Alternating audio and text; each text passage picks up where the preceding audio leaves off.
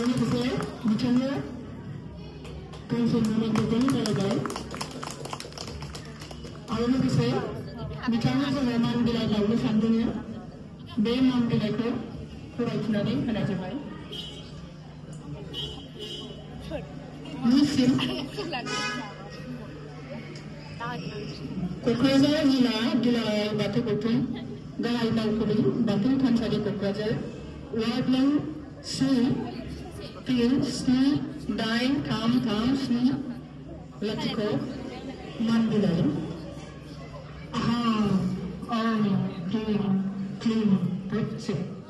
मुस्लिम Padmashri doctor Manmohan हाज'वारि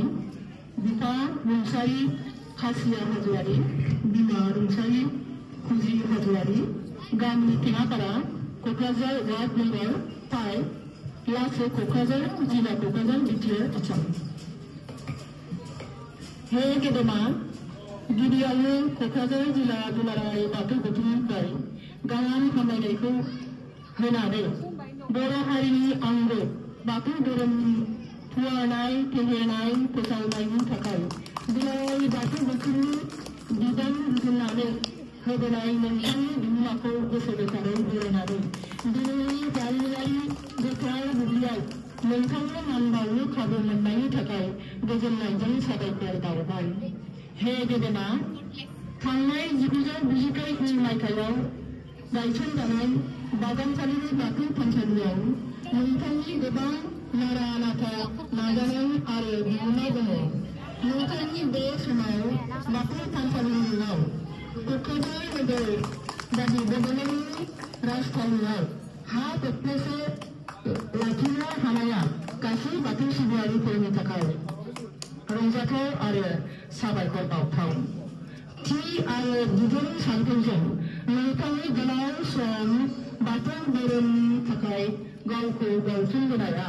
सासे राफोद आरो सांग्रां नायरोङै बाथौ अनथावनि बिफाव लानाय नेरसोनखौ गोजोरै गायसनबाय आरो बाथौ धोरोमनि जारिमिनाव गोबां अलंबार बायदि जेंनानि इयुन जोलैनि थाखाय थुलुंगानि नेरसोन जानानै थाबाय आफा इसोर बोराइ बाथौआ नोंथांनि देहा सावस्रिखौ गाहामै लाखिथों आरो गोलाव जिउ दैदेनलांनो हाथों बेनो जोंनि आफा इसोर बोराइ बाथौनि खाथियाव आरज गाबबाय गोजोन्थों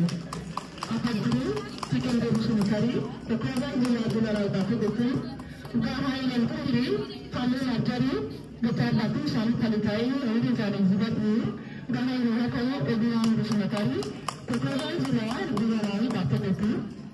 एसेनोसै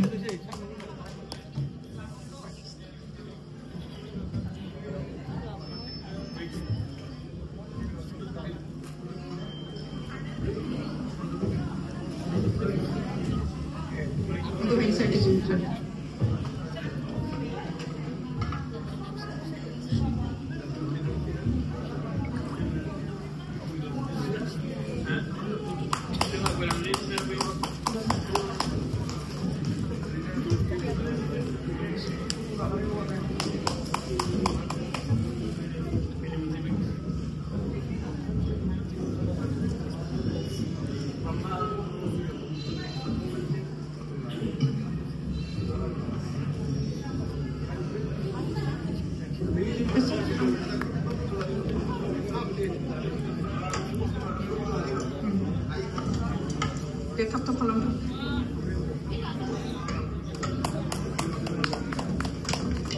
सारा बेखौ लादो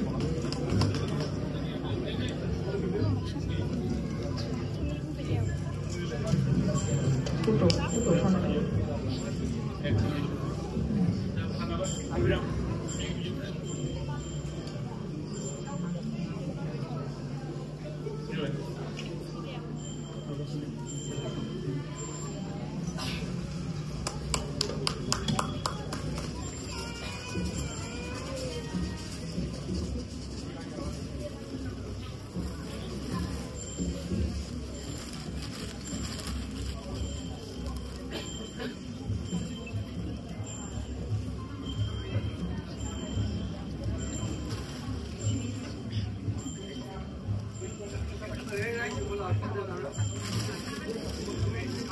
Gracias.